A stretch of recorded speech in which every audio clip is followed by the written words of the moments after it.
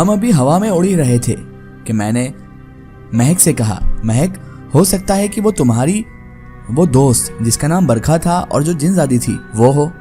तो महक कहने लगी कि वो नहीं थी। तो मैंने तजस्सुस से पूछा, फिर वो कौन थी? तो महक कहने लगी, ये तो मैं भी नहीं जानती कि वो कौन थी, लेकिन वो थी बहुत ताकतवर। देखा नहीं तुमने उसने कैसे हमें तूफान से दबाने की कोशिश की थी। अगर तुम आवाज ना देते और मैं आंख ना खोलती थोड़ी देर और, तो हम दोनों उस तूफान में उस रेत के नीचे ही दफन हो जाते, और जैसे उसका कंकाल हमें मिला था वैसे ही हमारा कंकाल भी यहाँ किसी ना किसी को मिल जाता। उसके पास बहुत बड़ी ताकत थी। तुमने देखा ही था कि वो कितने बड़े तूफान के रूप में हमारे पास आ रही थी। तभी महक ने परेशानी जताते हुए कहा, यहाँ तो हर कोई ही मेरा दुश्मन है। अभी मैं अरहाम से जान बचाते फिर रही हूँ और लो, एक नई दुश्मन और मुझे मिल गई। तो मैंने उसे दिलासा देते हुए कहा कि महक, तुम फिक्र ना करो, मैं तुम्हारे साथ हूँ। तो मेरा दिलासा सुनकर वो मुस्कुरा गई। उसके बाद हमारे दरमियान कोई भी बात नहीं हुई। थोड़ी देर बाद हम एक वादी में उतरे और वो वादी बड़ी ही हसीन थी। आज से पहले इतनी खूबसूरत जगह हमने कभी नहीं देखी थी। मैं हैरानी के आलम में इधर उधर देख रहा था। तभी महक बोली, साजिद, ये बरखा की वादी है, अरहाम हमें यहीं मिलेगा। महक ने चलते चलते मुझे बताया था और उसके बाद वो कहने लगी, हो सकता है वो इस वक्त वादी में ना हो। तो मैंने कहा, फिर क्या? तो वो कहने लगी, मैं अभी देखती हूँ कि वो इस वक्त आखिर है कहाँ।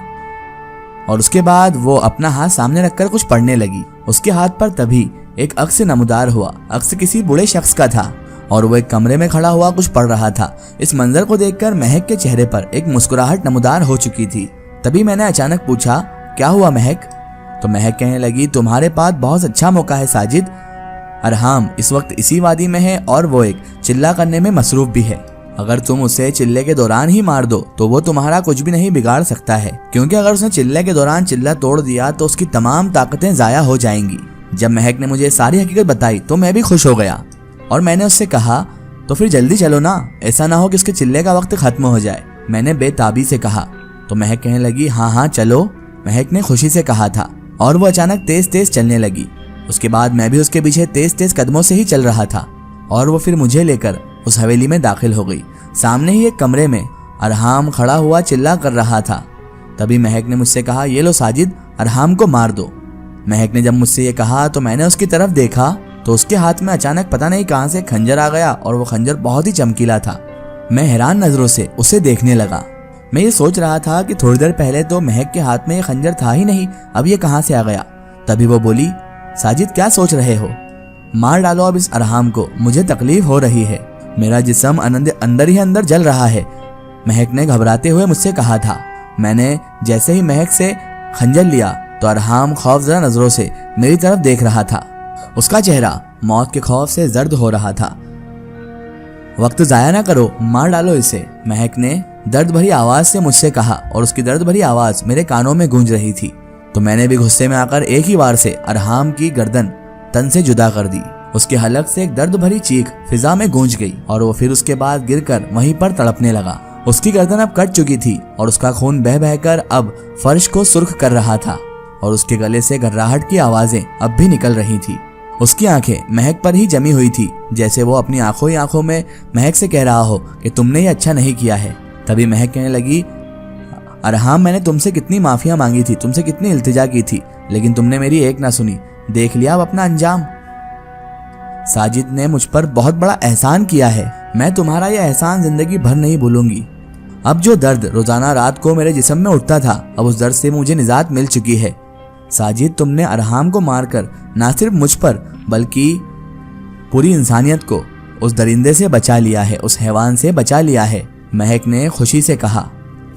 तो मैंने मुस्कुराते हुए से कह दिया, ये तो मेरा फर्ज था महक। उसके बाद महक कहने लगी, अच्छा साजिद, तुम एक काम करो, दूसरे कमरे में जाकर बैठो, मैं इसकी लाश को ठिकाने लगाकर आती हूँ। महक ने मेरी तरफ बगौर देखते हुए कहा था। तभी मैंने मोहब्बत भरे लहजे में महक से कहा, महक तुम मुझसे एक वादा करो। कैसा वादा? महक ने हैरानगी जताते हुए कहा। तो मैंने कहा, यही वादा कि आइंदा तुम किसी को कत्ल नहीं करोगी और ना ही किसी इंसान का खून पियोगी, ना ही गोश्त खाओगी। मैंने उसकी तरफ देखते हुए कहा था। मेरी बात सुनकर उसका चेहरा पहले तो मुरझा सा गया था, फिर वो मुस्कुराई और बोली, साजिद तुम अगर मुझसे मेरी जान भी मांगते तो भी मैं तुम्हें दे देती। मैं तुमसे वादा करती हूँ कि मैं आइंदा किसी को भी कत्ल नहीं करूंगी और ना ही मैं इंसानी खून पीऊंगी और ना ही कभी इंसानी गोश्त खाऊंगी। बल्कि साजिद जैसा तुम कहोगे वैसा ही मैं करूंगी। महक की इस बातों ने मेरा दिल तो अब जीत ही लिया था। तभी मैं बेइख्तियार उसे गहरी हुई नजरों से देखते हुए बोला, महक तुम बहुत अच्छी हो। तभी वो कहने लगी, अच्छा बस करो मेरी तारीफ करना, मैं कोई अच्छी बच्ची नहीं हूँ, बहुत बुरी हूँ। तुम्हें भी पता है कि मैं कितनी मासूम जानों की कातिल हूँ। तभी मैंने कहा, महक जो हो गया सो हो गया, अगर शाम का बुला सुबह को घर लौट आए तो उसे बुला नहीं कहते। अच्छा साजिद, मैं अरहाम की लाश को ठिकाने लगाकर आती हूँ। इतना कहकर उसने अरहाम की लाश को उठाया और वहां से चली गई। मैं उसे जाता हुआ देख रहा था और उसकी ताकत पर हैरान भी हो रहा था। बहरहाल उसके बाद मैं दूसरे कमरे में आ गया। कमरे की सजावट बेतहाशा उम्दा अंदाज में की गई थी। कमरे में मौजूद हर चीज पर हीरे लगे हुए थे। मुझे ये सब एक ख्वाब की मानिंद लग रहा था। मैं वहां पर ही रखी हुई एक कुर्सी पर बैठ गया और छत के साथ लटकते हुए फानूस को गहरी नजरों से देखने लगा। अचानक ही वहां पर किसी लड़की के कहकहे यानी कि हंसने की आवाज गूंजने लगी। मैं भी उस आवाज को पहचान ही रहा था। ये कहकहे यानी कि हंसने की आवाज महक की तो नहीं थी। तभी मैंने घबरा कर कहा, कौन हो तुम? मेरे सामने तभी अचानक धुआं फैल गया। धुआं देखकर मैं उठ खड़ा हुआ। तभी वो धुआं वजूद में बदलने लगा। मेरी नजरें उस धुएं पर ही टिकी हुई थी। उस धुएं ने एक लड़की का वजूद इख्तियार कर लिया, जिसे देखकर मैं तो हैरान रह गया। वो हुस्न की मलिका थी। उसकी रंगत दूध की तरह सफेद थी, मानो ऐसा लग रहा था जैसे वो कोई परी है। मोटे मोटे बाल उसकी कमर तक आ रहे थे, भूरे रंग की बड़ी बड़ी आंखें, उसके रुखसार लाल और उन्हीं के नीचे एक छोटा सा सियाह तिल चमक रहा था। हुस्न के मुकाबले में वो महक से कई गुना ज्यादा खूबसूरत और हसीन थी। मैं तो बस टिकटिकी बांधे उसे देखे जा रहा था। मुझे कुछ भी होश न था कि मैं उसे कितनी देर से तके जा रहा हूँ और मैं मुकम्मल तौर पर उसके हुस्न में डूबा हुआ था। तभी उसकी शीरी आवाज गूंजी, साजिद, साजिद मैं बरखा हूँ, बैठो। और उसने मुझे कुर्सी की तरफ इशारा करके बोला। मैं भी कुछ कहे बगैर वहां पर बैठ गया और वो भी उसके पास रखी हुई एक कुर्सी पर बैठ गई और वो फिर मेरी तरफ देखकर मुस्कुराने लगी। बहुत ही हसीन और आबदीदा मुस्कुराहट थी उसकी। वो गहरी नजरों से मेरे पूरे जिस्म का जायजा ले रही थी। उसके बाद उसने मुंह खोलकर बोला, साजिद। तभी मैंने उसकी बात काट कर कहा, आप मुस्कुराते रहा करें, आपकी मुस्कुराहट मुझे बहुत अच्छी लगती है, इसलिए आप हमेशा मुस्कुराते रहा करें।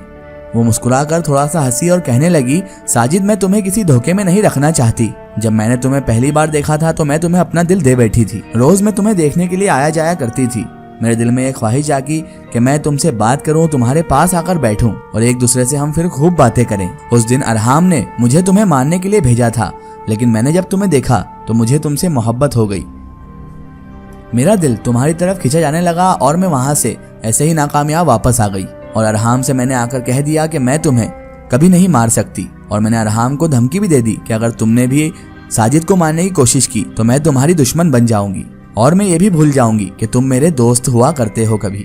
अगर तुमने छुपकर भी उस पर वार किया तो मैं तुम्हारे साथ बहुत बुरा करूंगी, ये बात मेरी ध्यान रखना। और उसके बाद मैं तुम्हारी सारी हकीकत बस्ती वालों को भी बता दूंगी कि तुम कैसे कैसे काले पीले जादू करते हो। फिर तुम खुद ही सोच लो कि बस्ती वाले तुम्हारे साथ कैसा सुलूक करेंगे। वो तो तुम्हें जिंदा ही जला देंगे। मेरी बात सुनकर अरहाम खौफजदा हो गया और उसने मुझसे वादा कर लिया कि वो तुम्हें कोई भी नुकसान नहीं पहुंचाएगा। आखिर क्या थी इस जिनजादी के दिल की बात और साजिद अब किस परेशानी में फंसने वाला था, ये देखेंगे हम इसके अगले पार्ट में।